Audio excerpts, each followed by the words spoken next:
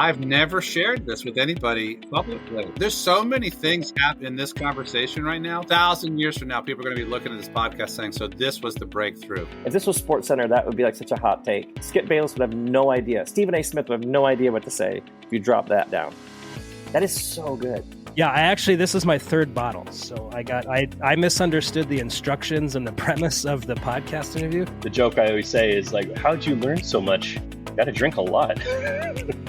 The power of food and beverage to lubricate an environment. Resistance to change is hurting the church. I'm not in the camp that God has a penis or a vagina or a body at all. I'm in the camp that God is a universal spirit. This is the strangest podcast that I've been on. I don't even know what to do. I'm kind of geeked up about this wine. You've uncovered the mystery. You've exposed the formula. You've just duct taped together a number of things that aren't normally hanging out together, and I'm here for it. We're going to sit down at a table, we're going to have a glass of wine and some food, and we're going to talk about the beauty of Jesus. Thank you for the hospitality that this particular podcast provides folks like myself, and I know others, to be curious around their faith practices. I will never forget the first time I bought a bottle of wine by myself, which was yesterday. If you're familiar with drunk history, I thought it's like drunk theology. So By the way, drinking this Pinot Grigio at 3 o'clock in the afternoon is making me even more direct in my communication than I normally would be. Welcome to Cabernet and Pray, episode 18. Today, we get to dive into a conversation with a longtime friend of mine named Nate Ross. And this one is cool because Nate and I's journey has overlapped in a variety of ways. We both grew up the son of a pastor, both ended up working for our dads in ministry. We both went on to become lead pastors.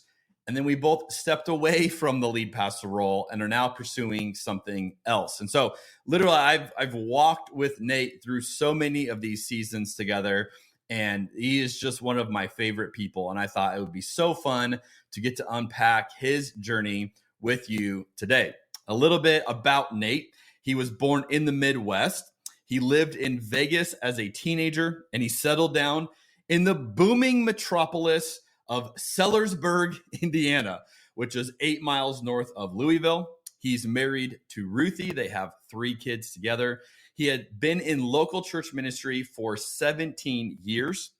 He was a lead pastor in a church of over 6,000 people that was twice named one of the top 100 fastest growing churches in America.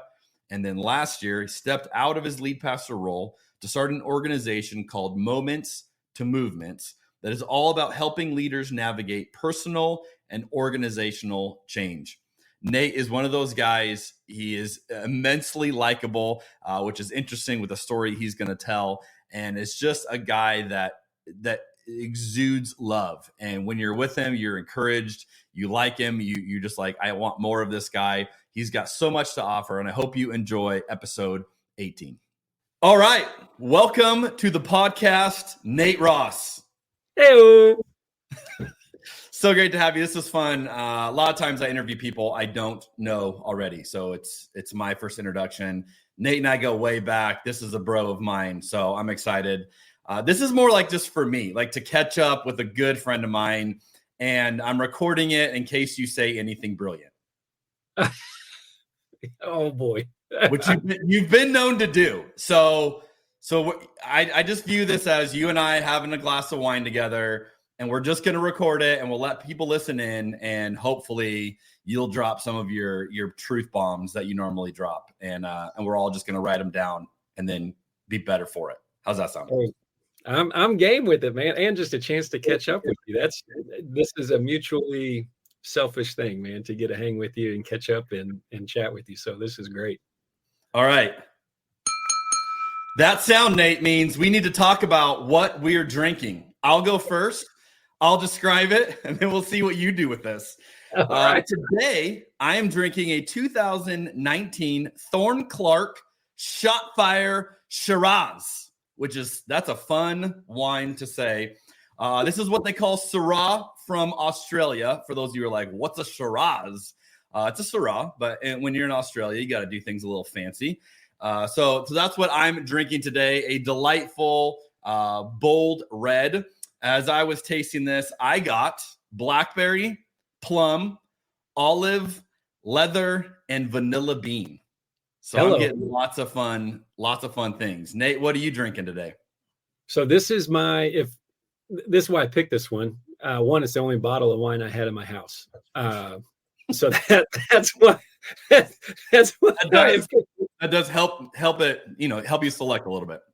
But here's why. This is our table wine that primarily if we're going to have a glass of wine, it's because Ruthie's making Italian or something. But this is our table wine. It's J Lure. Am I saying that right? J and then I think it's Lore. Lore. See, I think so. But I here's what I've learned with wine names, Nate. You just say it with a little bravado and confidence, and people assume you know what you're talking about. And I've had to pronounce some gnarly Italian names, and I don't know what I'm talking about, but I just say it like it's cool. Then people are like, "Oh, wow, he really knows how to say that." And then an expert's like, "That is not how you pronounce that." That's not the one. Actually, it's from Seven Oaks, and I can pronounce that. So there you go. Build on that. Build on that. So I'm gonna stay there with the Seven Oaks. It is a cab, a 2020, and what I get notes of when someone's like, "Well, why is this like your kind of table wine?" Is there's a buttery finish. So I don't know where that fits in the wine category, and that'll probably get me kicked out of your events that you'll have. You're like, "Sir, no refund. Leave now." But this is it. I love it. Easy. And then I think it's only like $15-$16 a bottle, something like that at the grocery store. So it's an easy pickup. But literally, this is like our favorite if we're gonna have a glass of wine at dinner. So this is why I feel like you are in my house right now. We're sitting at the table, hanging. This is what I would pour you. Cheers. I like it. We'll go with that. So Nate and I got some good wines. We're ready to roll. Nate, you and I were in a mentor group together many years ago. This is where we got to develop our budding friendship. I have a lot of memories from those times. I'm curious, what do you remember from those mentor groups? What stands out to you when you think back on those times? Well, a couple things. One, what an incredible gift to sit with those mentors both. And we got to hang with Mark Scott and then Dr. Walker as well.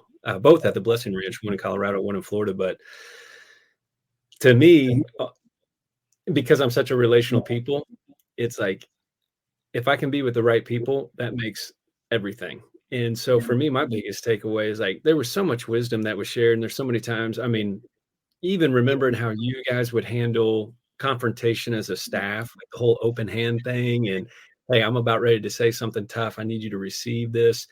Just learning incredible wisdom from people was the highlight for me. It was beyond anything for me. So I think I remember the food we ate and the wine we drank and the cigars and you're holier than I am. I remember the fun stuff that we did. Got to sit out in that patio and, just unpack life together. And the context of it was Nate and I both grew up as preacher's kids and had worked on staff for our dads. And, the kind of in the future was this idea that we were going to be lead pastors. So this is early on in our ministry careers. And so there's this group of us. Originally, it was all preacher's kids, as I recall. That was the first group. And then you and I transitioned into a second group that was just kind of more broad, future lead pastors. And those were fun times. And it was fun to, in real time, work through, the issues we had, the hiccups, the challenges we were trying to figure out, and then to, obviously glean from incredible mentors. But, get to do it alongside people like you. Was super cool. So I was curious what you thought back on those days. And I want to paint a little picture because I don't know how long ago that was. I don't know if you could guess, what year did you and I meet? You have any guess? I got nothing. I'm really bad at time. I'd be I don't know, 10 years. I am. Yeah. especially in ministry, man. Sometimes ministry feels like dog years. So you're like, that was just 1 year. No, that was 7. It felt like 100. So here's my question, because you and I were not the same people. We were in those circles. And so I'd love to hear from you. This is a question I like asking people on this. How has your faith changed? Let's just say over the last 10 years, to pick the last decade. How would you describe your faith being different than it was 10 years ago?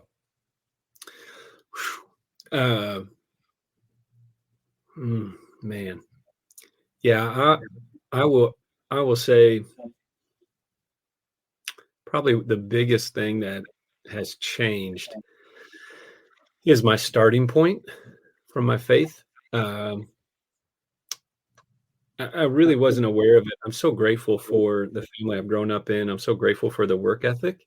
But one of the biggest things that I've grown in is my awareness of how much the family I've grown up in has formed me, and even how much where I start just as a person has formed me, and how much, in a lot of ways, I'm not blaming anybody, but how much I was actually deformed by starting there. So what I mean is this, like, ministry for me, or my faith, would rise and fall on my passion, effort, energy, zeal. Even this is something I say too, like, part of my brokenness and like broken metaphor that I realized is even in like, never even dated like college, really. And it's not because I don't want to, just like, you're going to screw this whole thing up. I'm going to hold off here. So he was like, this is for your good. And, but I remember, like, this was the brokenness of my metaphor, is like, if you work hard enough, everything will work out. And if things aren't working out, work harder. Do you think that's from like Christian culture itself? That's why I'm like, I don't have anybody to blame, or, any of that. I just go, I've just become more aware of not even saying that I would believe that, but I would just live that.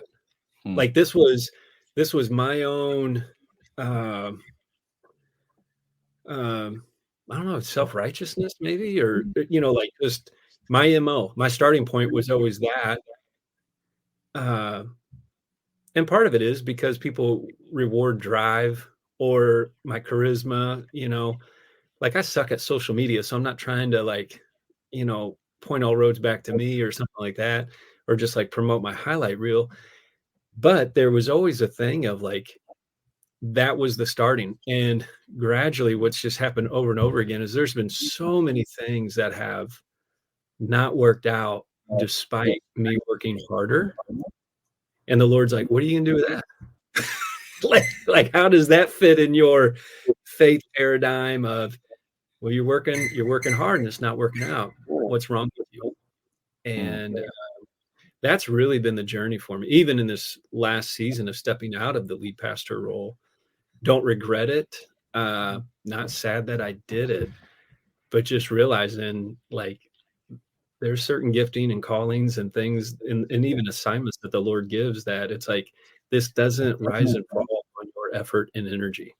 And that's been like, whew, okay. Like, I've just had to, and again, I'm not, and that's why I don't want to miss if that has been facilitated, but I just know in my own soul, that was core to me. And part of that was just how you would just navigate. Probably also because I was 5 foot tall as a freshman in high school, and you had to work harder than everybody else and at everything. Like, you were not 5 feet tall as a freshman. Totally. Really? Oh yeah. And then people would call the house and I would answer.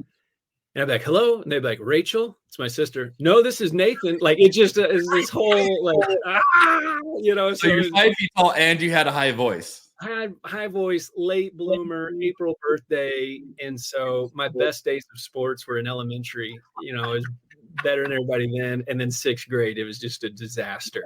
And I don't believe in purgatory, but I'm pretty sure junior high could be it for me. It was, it was just a disaster. But I think that, I think that was the biggest formative time. And I look back to stuff like that, even like you just, those situations for me. And I'm sure you've experienced this a little bit. I don't want to speak for you, but there was a bunch of things that, like, energy and effort, especially when it came to faith, it did provide a lot of opportunities. It did create, and I'm a big believer in give your best effort, give your, work hard, man. Don't let, you won't labor in vain, but, work.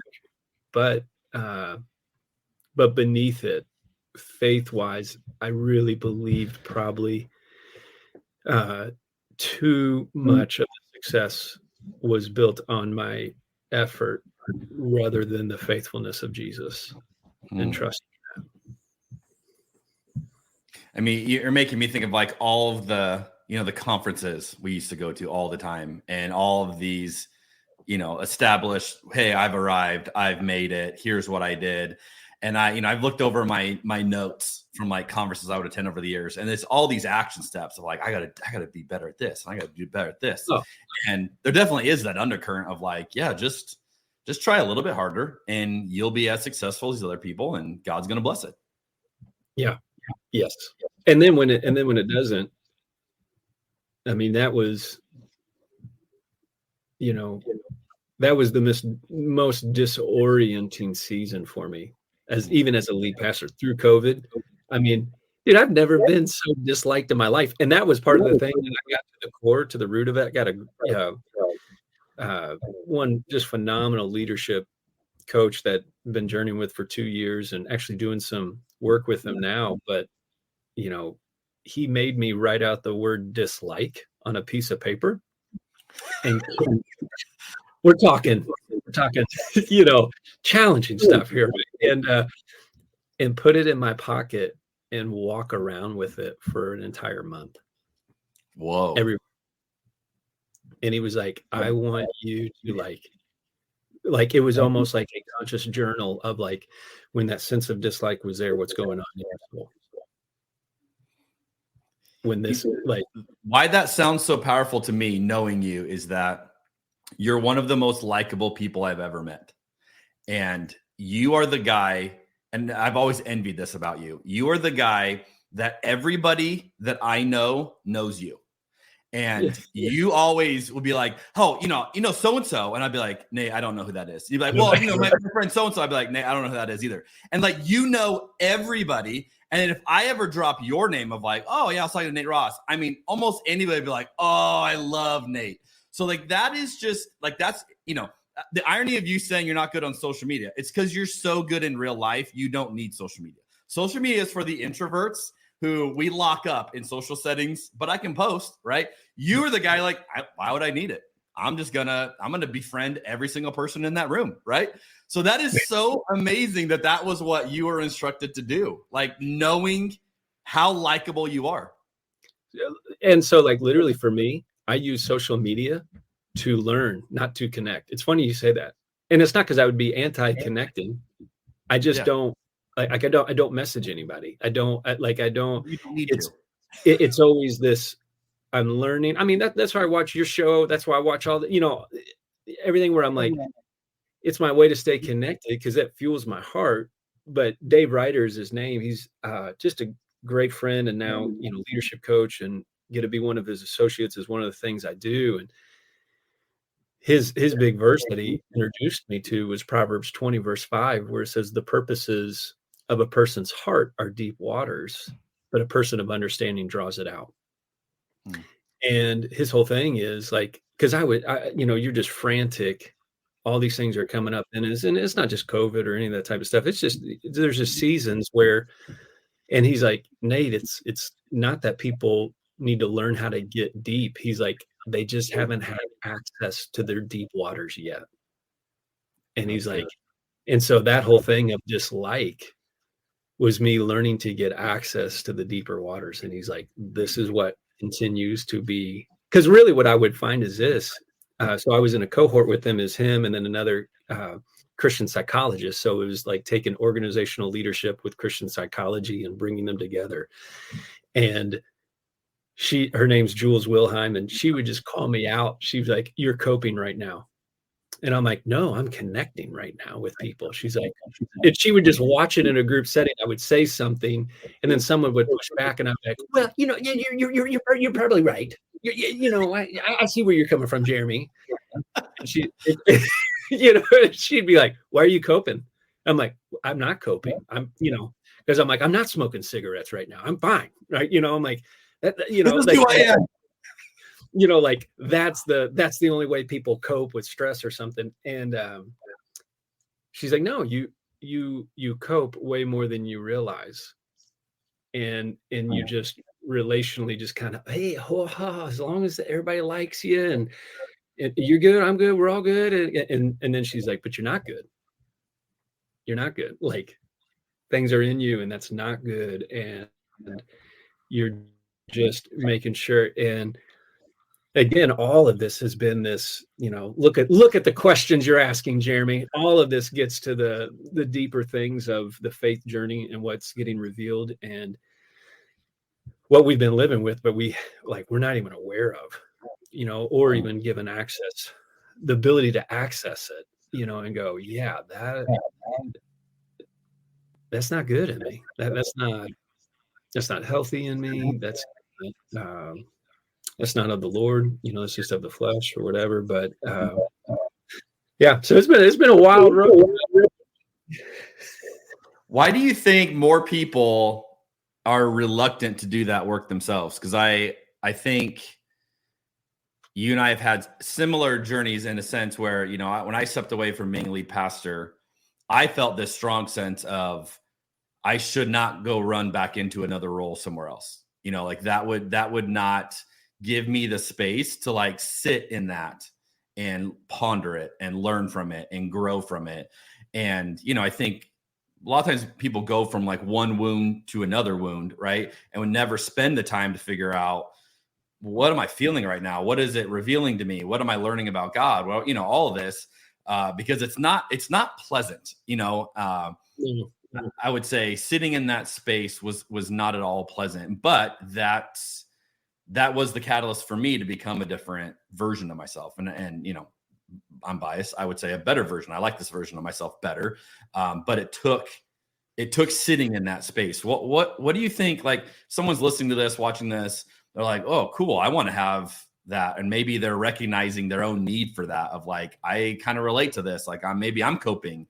Mm-hmm. What do you think maybe it can help people do that work themselves?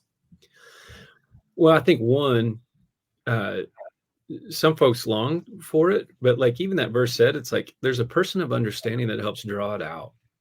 And I think part of it is some folks are I'm open for it. They just don't have somebody, a guide yet, or a pastor in their life, or someone of wisdom who can help draw that out. And so proximity to that. And so the desire's there, they just don't have, they're like, "Dude, I listen to so many podcasts." I'm like, that's a one-way street. Right now, they're just listening to us. We're not facilitating a conversation and sitting and listening. And so proximity to healthy people is one. Another one is I think we're afraid of what we'll find. I think people are going to have to go back to childhood stuff. Literally. I mean, this is full transparency. You ready? I didn't plan this, but we're just going to go there. So that counselor, Jules Wilhelm, she really went to it. She's like, "I want you to think the earliest time in your life that you were afraid of people's dislike." And I was like, "Okay." She's like, "Close your eyes." This is over Zoom, by the way. Oof. Not even in person.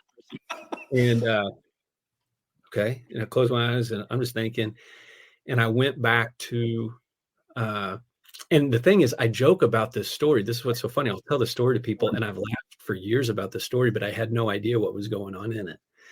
And I was brand new. I just moved from Louisville, Kentucky to Bloomington, Indiana, God's country, and Southern Indiana. And I was 9 and was still wetting the bed.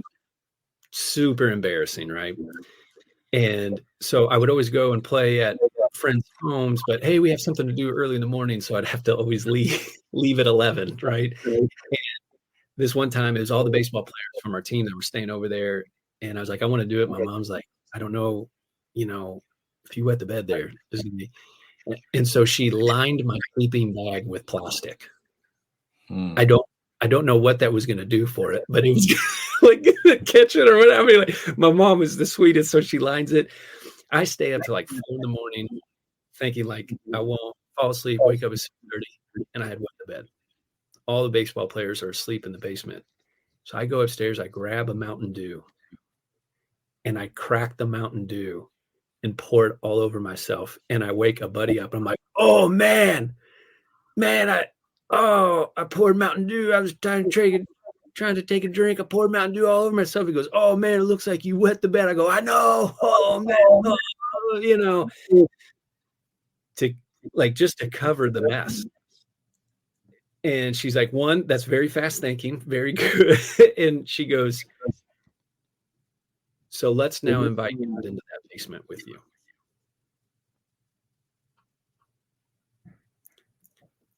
What does he have to say to 9-year-old Nate, who's afraid of the entire baseball team rejecting him?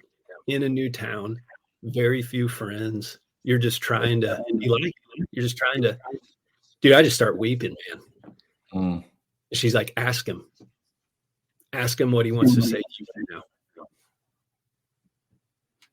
Oh my Lord, what do you want to say to me right now? And like, I'm just weeping, man. And I hear him. He's like, I'm not embarrassed of you. I'm not abandoning you. And I'm ready to move you forward. Whoa. Like, I mean, even just now, like,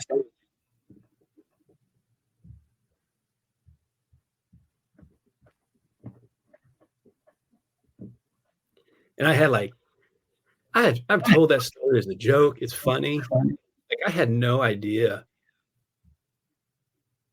like, how that moment, like, we talk about those things we're not aware of, like how much there's no church hurt there. You know what I'm saying? Like, there's no Christian culture hurt me. These are like just childhood things that we walk through, leave a mark on us, that have made us afraid, that have, and not that everybody has to go to their deepest, darkest thing,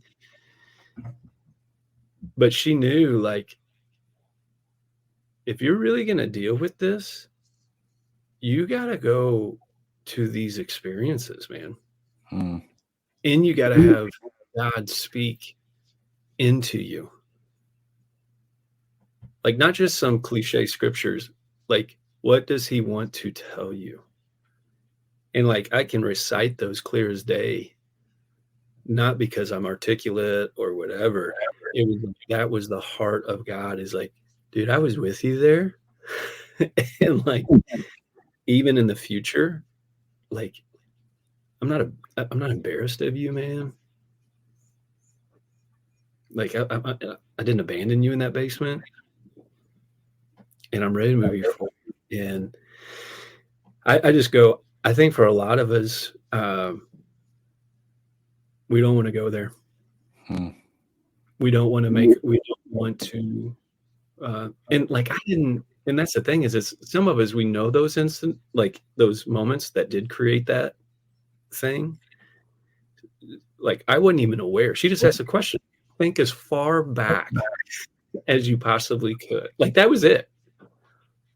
Think as far back as you possibly could about the potential of not being liked or being disliked. And it was just getting to that. And I'm just learning that stuff hangs with us. It fuels us. It teaches us how to navigate those tough things. And I think those are some of it. It's like people of wisdom around us, and then the fear of being vulnerable. And I think that just the last one is just a loss of control. Yeah. Because if you get faced with it, you may lose control. And so let's just not deal with it, because it could control, like, a loss of control can be costly. Well, no one wants to feel like that 9-year-old again. Oh my gosh. No, man. And so, no, that was in the past. I dealt with that. I survived it. I navigated it. I don't need to revisit it. And it's like, well, it's visiting you every day. Mm-hmm. It's shaping your decision. It's keeping you from moving into rich relationship or wholeness or all sorts of things. And but I think those are the top three things, at least for me, that I've found. Through. What's your relationship with Mountain Dew these days? Oh, abandoned it. No, I did take a drink. Sugar for you, or like too soon? Yeah, like you see it and you're like, oh, no. I did take a drink of the Mountain Dew Zero the other day. I'm like, man, they're honing it in for us 40-year-olds. They're really getting. Dude, you're so funny. I feel the same way. My guilty pleasure, like we go to Taco Bell or something because we don't have time. It's like, hey, let's just grab something. Dude, they've got all sorts of Mountain Dew Zero flavors there, and I'm like, they have captured my childhood and lessened the sugar. And I understand it's fake sugar, or whatever. It's not good for you. I'm not saying I drink it every day. I'm just saying when you need your chalupa and you need to wash it down with something, that Mountain Dew Zero is pretty tasty. At 11 o'clock at night as well. I mean, like everything, like yeah, it's always later. It is, man. I just speaking of that, like I find what's funny is watching marketing. I got 3 kids now, and Ruthie and I do, and it's like everything is being marketed to you and I now, and I just crack up, man. I'm like, we're now the ones who are paying for everything for our kids, and so they're like, we're gonna appeal to these guys in their 40s because they're gonna buy this crap. Yeah, and childhood. I love it. It's all the Super Bowl halftime. We're finally the target audience. We're like, these have finally gotten good. It's like, no, we've reached the age. No. We're old enough now. We're like, oh, these are our people. We like these guys. That's right. I love it. Okay, so you and I have a lot in common. We grew up preachers' kids, both have that. Worked for our dads in ministry, both had that. Both became lead pastors, both have that. Both left the role of lead pastors. So, I mean, literally, there's a lot of connecting points there. You go, oh, you guys have a lot in common. I mean, for us to follow this trajectory, that's why I was like, this will be a fun conversation. I have noticed, and I'm curious your take on this because this is something I'm working through. So I need you to enlighten me on this. You've probably figured this out. I look at how my kids are growing up, and it is so different than how I grew up. I grew up with my dad, preaching every week. I was at church multiple times a week. My kids are not growing up with that now, and so we've had a different experience. And I just can't help but like mentally compare that. And then you ask the question, you mentally like, hey, am I giving them an adequate experience? Is this it's different? It's not, like I grew up knowing the Bible like inside and out because that was a culture I was raised in. And, we had Bible drills and memorized verses and just all of it. My kids don't know the Bible like I knew it at their age. You know what I mean? And so I'm looking at that and I'm like, no, I don't think that's the end all goal is to like have the Bible memorized because there's a lot of awful people who are very proficient in the Bible. But, it does kind of cause me pause.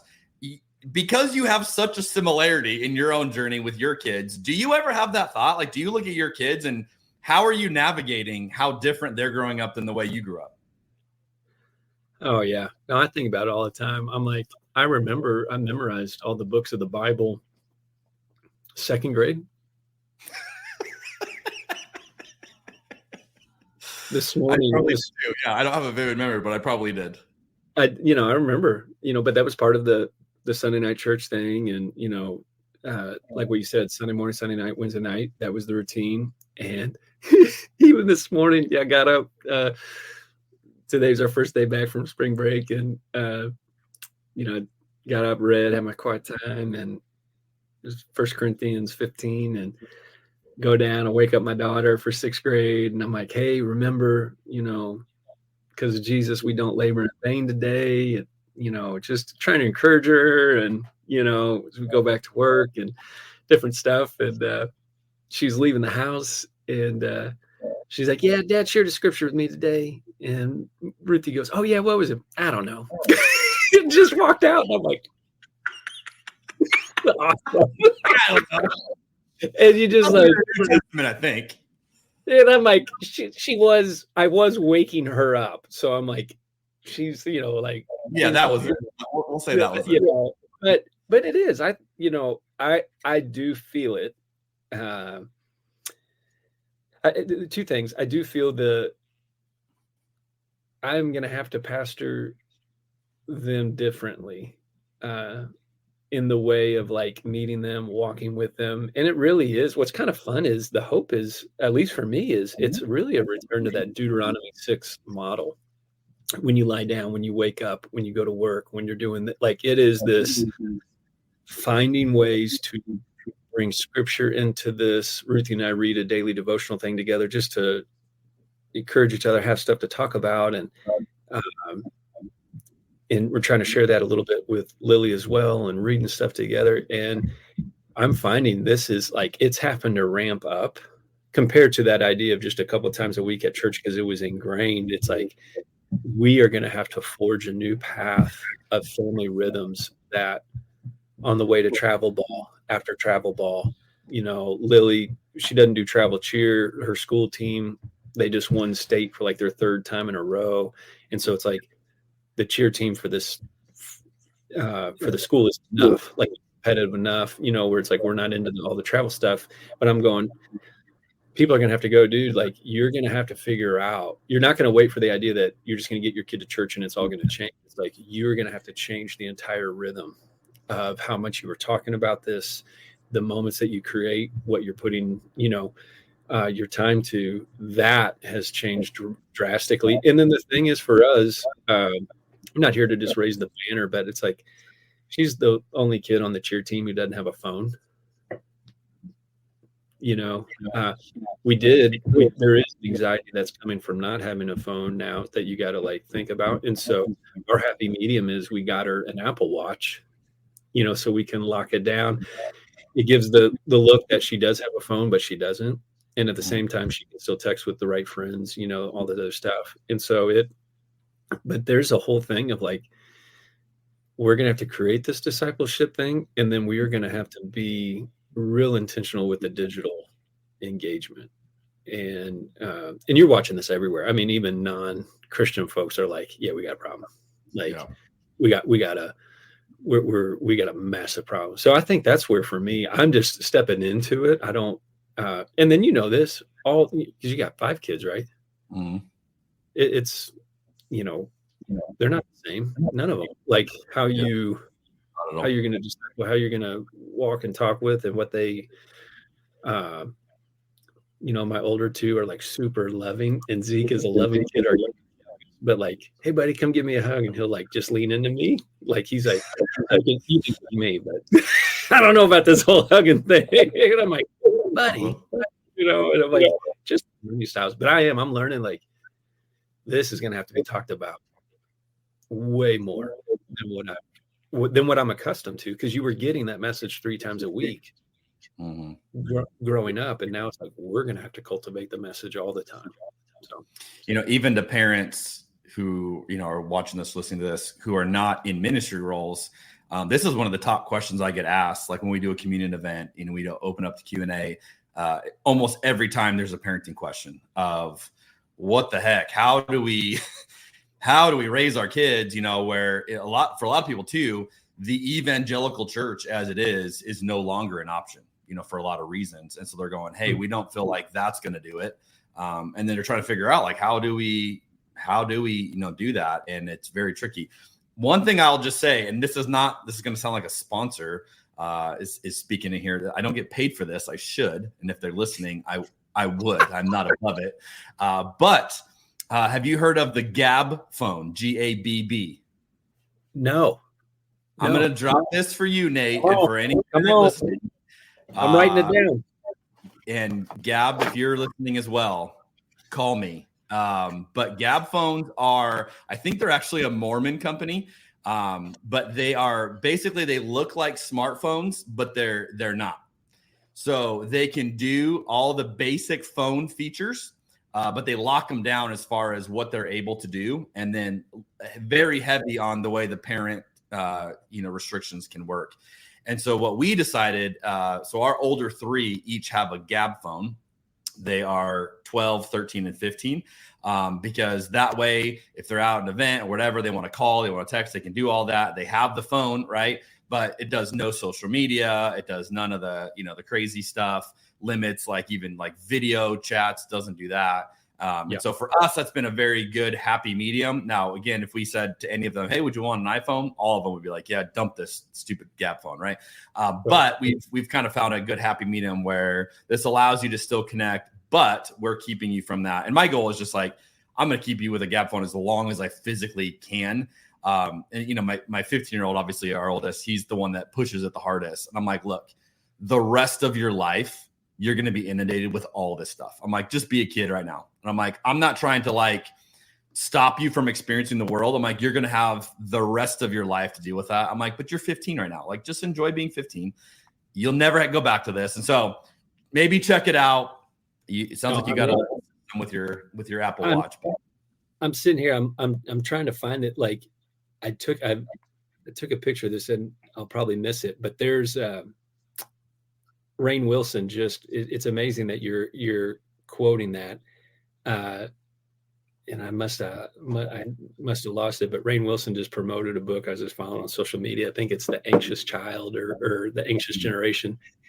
And everything that you just brought up, it's like, this is it. Like, these are the things Christian, non-Christian kids, and everybody's trying to figure this out. I hadn't heard about that, but I believe it. And it was because what you were saying about your kid being 15, they were talking about like no iPhone before 16. That's what I was looking at, like was one of their things. And then they were talking about like no social media till like college, because they're like, you are not ready for it. Yeah. Mentally, emotionally, this isn't about we're trying to keep all the fun from you. It's like devastating implications. So, well, going to school, our kids go to public school. That's hard enough. All the drama, the dynamics of all that. And it's like, look, just be present, be that. And we'll add stuff on as you get older and it gets more complicated. I do want to spend a moment though, talking a little bit about your transition out of ministry. It's been an interesting theme of a number of guests of this show. A number of guests have been full-time lead pastors and are no longer in that role. And so I just have found that these conversations are often very intriguing for a variety of reasons. You had a phrase, I can't remember where I saw this, but I saw that you wrote this somewhere. And again, I wrote it down. You said, I grew up in a ministry home, but ministry is not my home. Yeah. And I was like, whoa, that's good. It's catchy. It's good. You can tell a preacher came up with that. I grew up in a ministry home, but ministry is not my home. Also hits me because it's my story as well. Talk a little bit about why did you step away from that role? Why did you not go back into that role somewhere else? Yeah. Even just explaining that was, I was down at the Blessing Ranch. When I'd stepped out, the elders were kind and gave me a provision. They go, hey man, figure this next season out. Let us create some funds for you to be able to do that. And that was one of the things they wanted to encourage Ruthie and I go do, just to dream and go plan. Because it would be easy if it was one thing where I'm like, like if Zondervan or whoever came to you and was like, Jeremy, here's a 5-book deal and we want you to do this, this, and this. And you're like, I need to step out of my lead pastor role. Not even that would be so easy, but the transition would be a little bit easier, right? But when the Lord calls you out of some things and it's to the unknown, it's like, uh-oh. And I got down there and Charity at the Blessing Ranch asked, she's like, how do you think this will impact your family, this change? And it just got me thinking. And I was sitting at a coffee shop one morning doing the prep work before going into a session. Literally last Friday, it was the 1-year anniversary. And I feel like the Lord gave me that phrase. I was sitting in the coffee shop and I was just thinking about the family, and I'm thinking about, because there's a sense of failure that's associated with this. Mm-hmm. Like for a lot my of dad's been in ministry for 47 years. All 41 years of my life has always been in the church. I went to Bible college for this. Everything I've done is for this. And now I'm not going to do this. So, and then back to, if you work hard enough. So you're lazy, Ross, or whatever it is. What's wrong with you? What's wrong with you? Why couldn't you give a better effort? Why couldn't you preach a better sermon? Whatever. And you just sit there. And I remember just going like, that whole line is like, I've grown up in a ministry home. I just kept writing in the journal. I'm like, and I felt like the Lord was like, but ministry is not your home. I am your home. Ministry, like, there's a calling to it. There's a vocation to that. There's a stewarding of the gifts that you have. But that is not your home. And I'm not mad at the church. I'm not anti-mega church. I'm not anti-lead pastor. I don't regret being a lead pastor. Church is in a great spot. It's like that's where everyone's kind of like, what are you doing, man? Like, you're just coming into this, but what, I don't normally get to spend this much time with folks as much as I want to, but it was a 3-year wrestle for me before I stepped out. Because even when I left the church I was at in Illinois for youth ministry, there was nothing wrong. I just realized I'm more generalist than specialist. And so I stepped out. Didn't have a job. Then my buddy actually emailed me the job description at my home church, and it was for an associate of involvement. It wasn't even the involvement minister. It was just the associate. But they were like, you're not in charge, and you don't, like, there's no preaching with this. And I'm like, I don't care. It's with people all the time, helping them take their next step, creating opportunity. I'm like, yes. So like, that was why I even came home. Everybody's like, well, no, you came here to take over for your dad. I'm like, I came here to be the involvement associate. Like, there was no plan.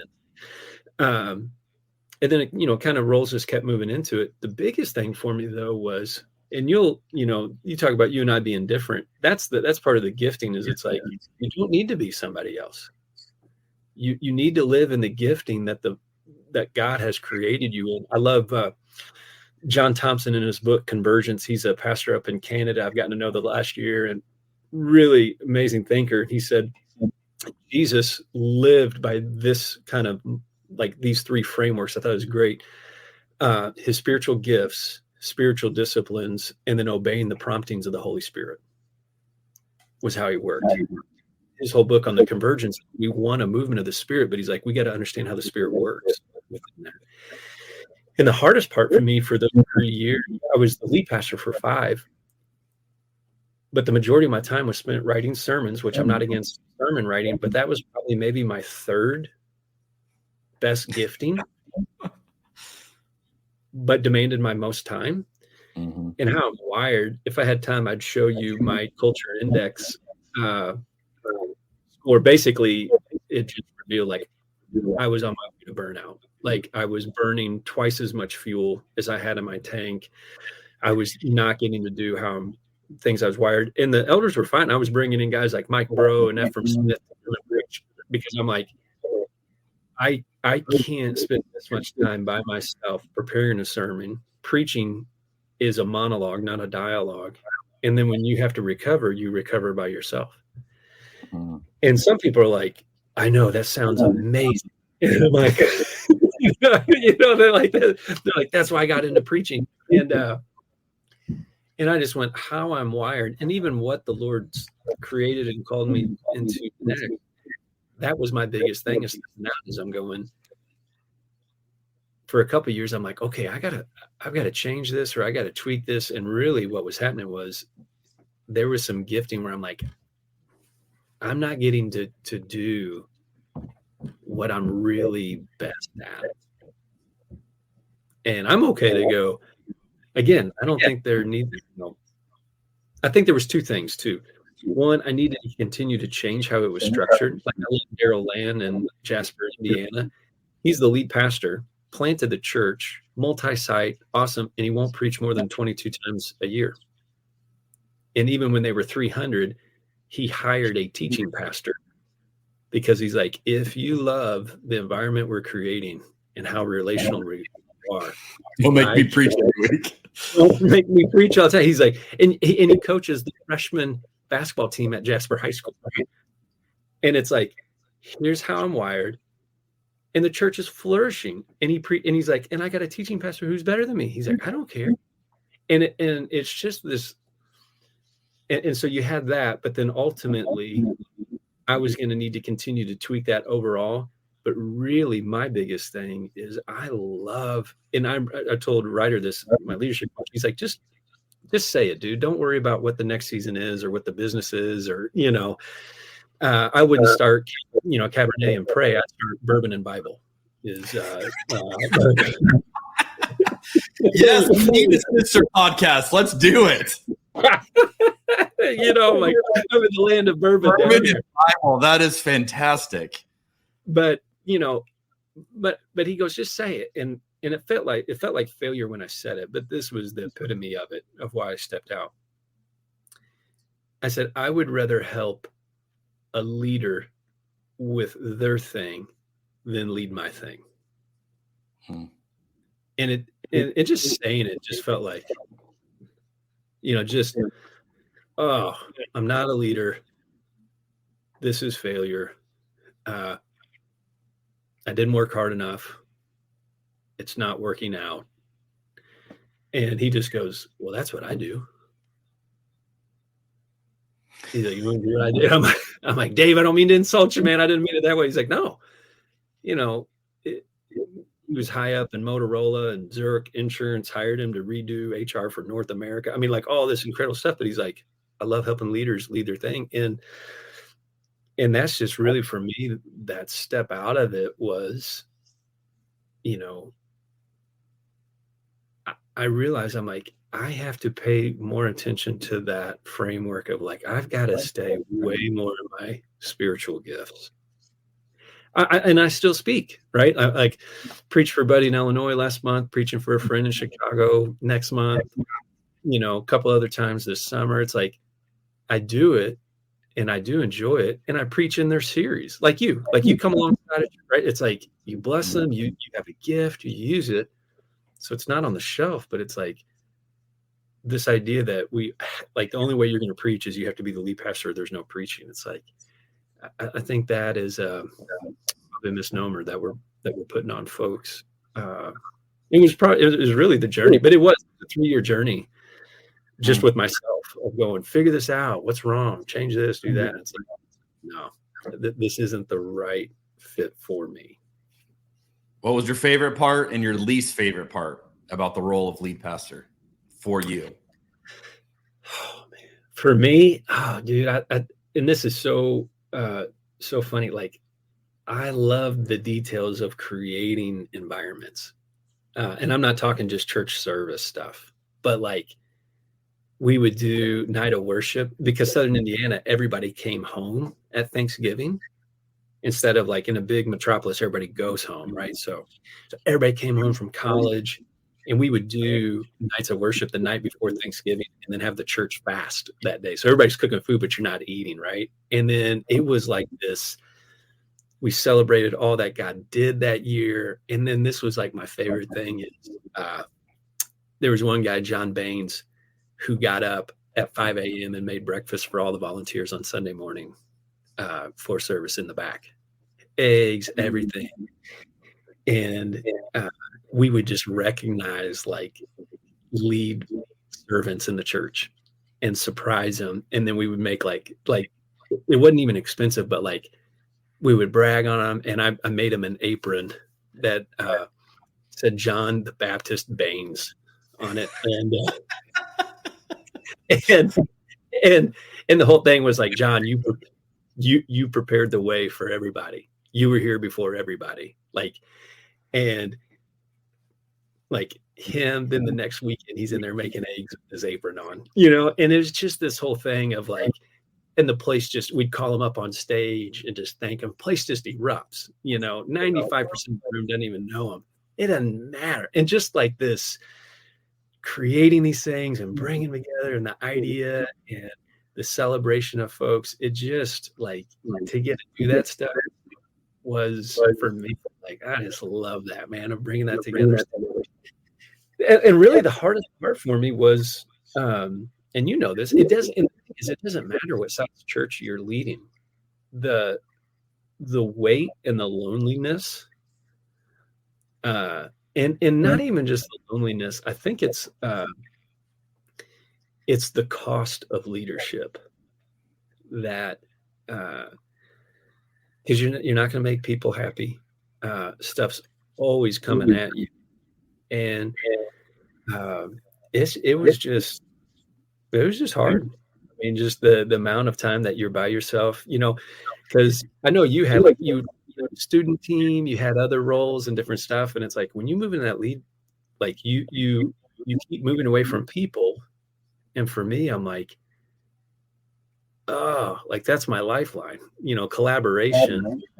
It's not really my middle name, but it is. Like that's like that's my lifeline. That's who I am. And when there's stuff you just delegate and you don't get to speak into and do that stuff, it's like that's just hard for me.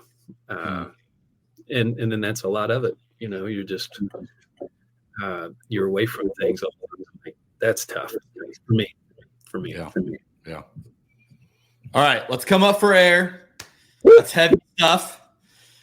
Let's take a drink. I'm gonna ask you a drinking question, and then we'll do a rapid fire round, and you get to unload some rapid fire questions. So I love hearing this from people who have been drinking for years. I'm hoping you have a good one. What if I were to say, what's the best glass of wine you've ever had? Is there something that comes to mind? Is it was that one bottle or that one time or that one group or whatever? Is there a memory that comes to mind? Can you describe for us what was it? Yeah. So there's a wine called Carter Wines, and Mark Carter and his wife, they actually run at their winery. It's just northeast of Vista, that San Diego area, called Carter Wines. They have like 900-point wines. Like they are ballers in the game. Well, he's doing bourbon now too, called Old Carter Bourbon. He lives here in Louisville. So he's doing a wine event. My buddy gets a couple tickets for Ruthie and I. And what was funny is he's there early, kind of walking around, and people are trying the wines, and we're sipping them, and he's talking to Ruthie, and she's like, "So who are you?" He's like, Ruthie, no. Yeah, he's like, "Well, I'm Mark Carter with Carter Wines." Like, oh, Mark, we had no idea who this guy is. And like, he's this, genius winemaker, and but super kind. And then we try his wine. We're like, oh my gosh. So part of it was the whole dinner, and then the just watching us put our foot in our mouth. But so there's a little bit like, yes, it's a great glass of wine, but just the whole story of meeting Mark Carter and not knowing who he is. I love he just holds up a bottle to you and just slowly points to the label like that's me. That's when your name is on the bottle. That's a pretty big flex. Just be like, yeah, I'm that guy, the one that's on the bottle. That's a great story. Okay, rapid fire round. What do you see as the main issues facing Christianity in America today? Who is Jesus? Yeah. Who is Jesus, and what does obedience to the Holy Spirit really look like? That's good. That was very succinct and bam. Okay, I like it. Let's focus on the church. What do you see as the main issues facing the church in America today?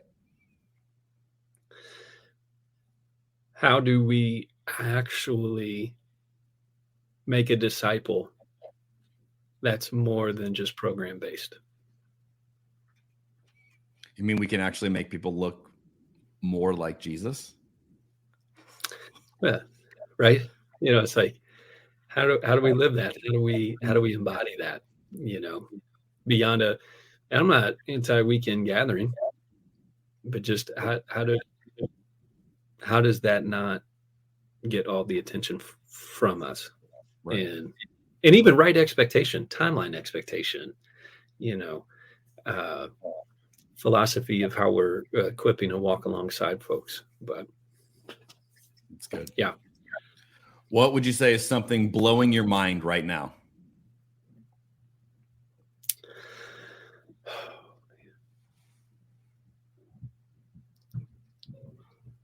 God is at work even when I'm trying to figure out the work he has for me.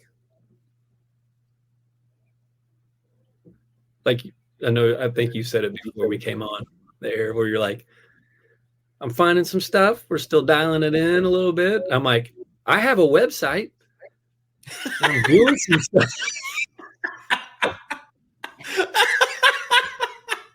I have a website. I'm doing things. Look at me. I got a website. I got a business card. No, but it's like you're seeing it, you're feeling it. It's not as, there's stuff that's happening, but you're like, and like just blowing my mind. I'm like, you really do have this figured out, Lord. You're just letting me figure this out and process. And like what you said, sometimes like sitting in that window of don't just jump back into it. Because sometimes it can be like bad relationships. Okay, I was a lead pastor. Now let's go be another lead pastor. And it's like, whoa, hang on. Get a rebound job. Got a rebound church. You're my rebound church.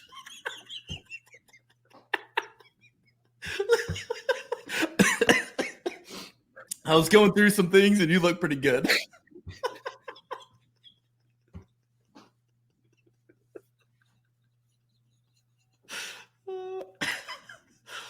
I mean, dangerous. I think we need to make communion shirts that talk about, is this church your rebound church? Oh, man. First time, long time member, rebound church. Please check the box.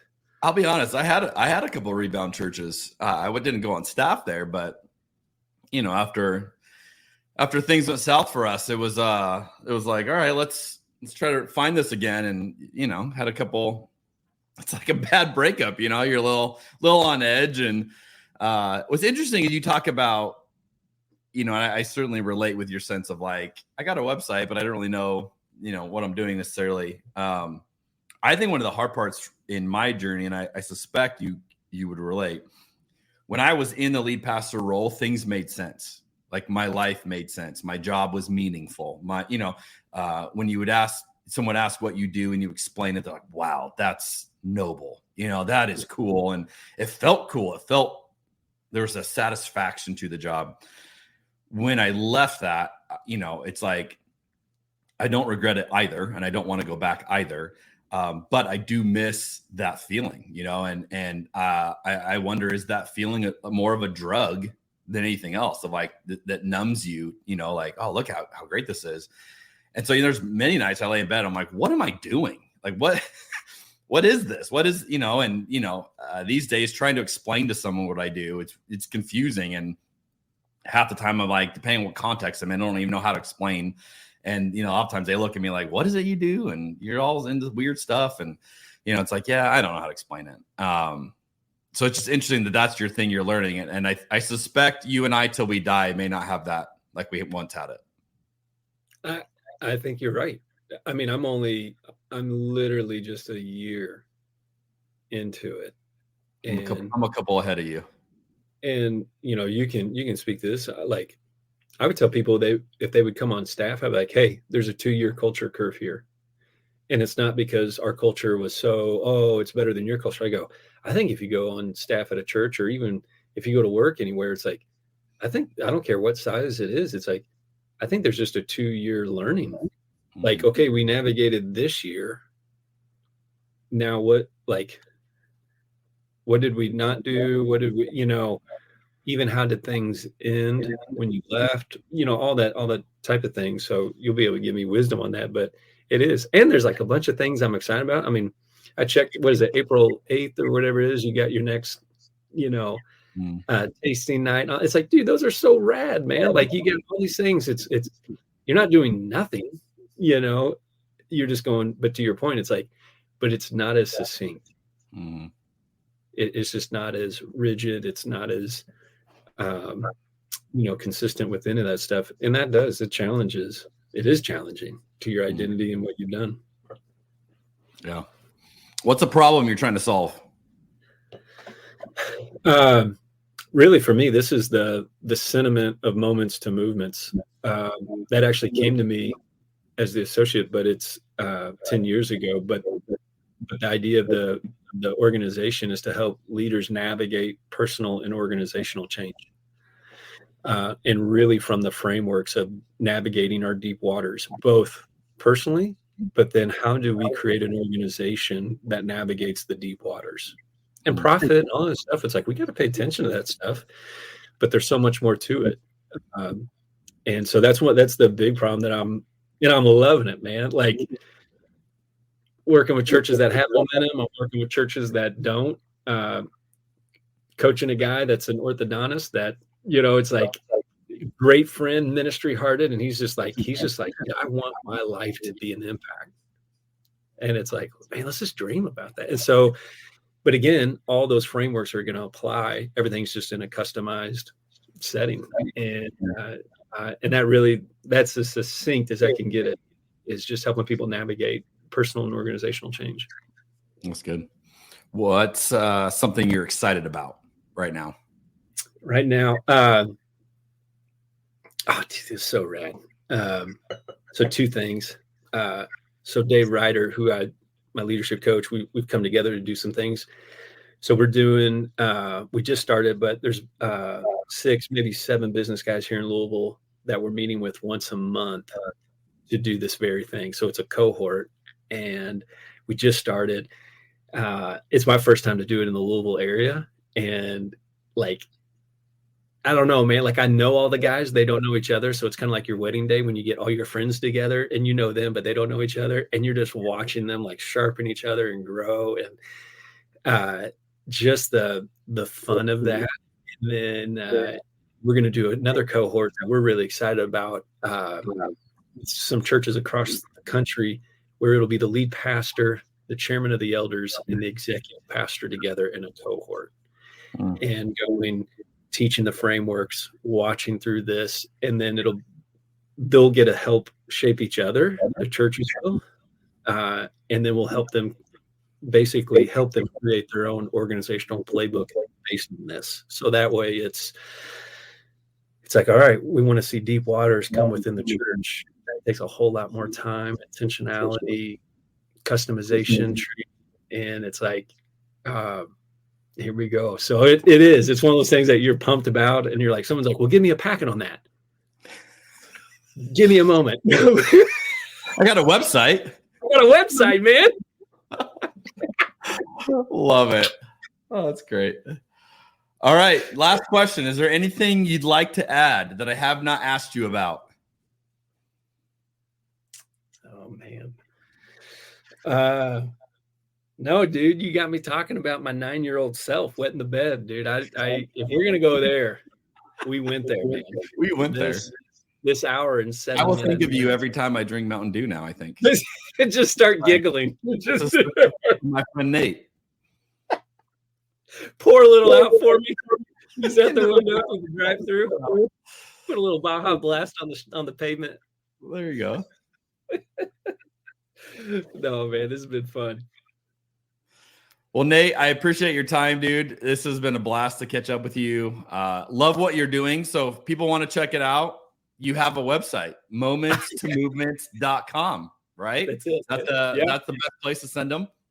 Yep. Yeah, that's the best one. I'm on, Twitter as well. You can find me, Nate Ross 44, but momentstommovements.com is the easiest.